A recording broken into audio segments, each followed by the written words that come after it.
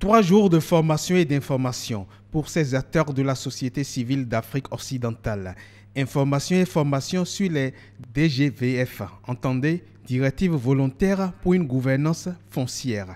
Les directives de gouvernance foncière de la FAO sont un outil de plaidoyer important pour influencer au niveau de la CEDEAO les propositions sur le foncier.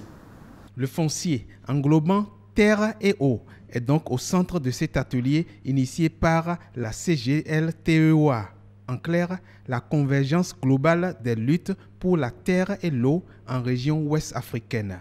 Une fédération qui est en liaison avec la SYNPA, Synergie paysanne au Bénin, et la CNOP, Coordination nationale des organisations paysannes du Mali. Les directives dont nous allons essayer de nous approprier aujourd'hui, c'est une idée qui est là dont on doit s'inspirer pour voir comment est-ce que dans nos États, nos textes sont en train d'être faits.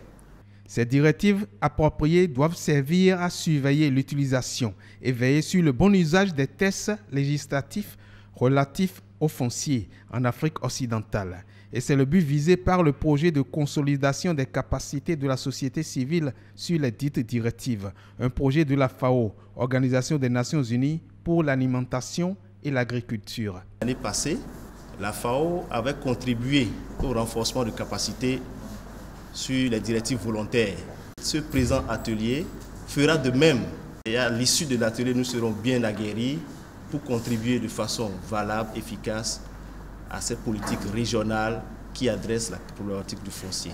Pour ce projet, la FAO a comme bras opérationnel au Bénin la PENOPA, Plateforme nationale des organisations paysannes et de producteurs agricoles. C'est un atelier de renforcement de capacité pour que les acteurs qui sont dans la convergence, qui vont être notre outil de plaidoyer auprès des autorités publiques au niveau national et au niveau de la sous-région, soient bien outillés pour pouvoir orienter nos décideurs à prendre des bonnes décisions dans le sens de la gestion des terres et de l'eau.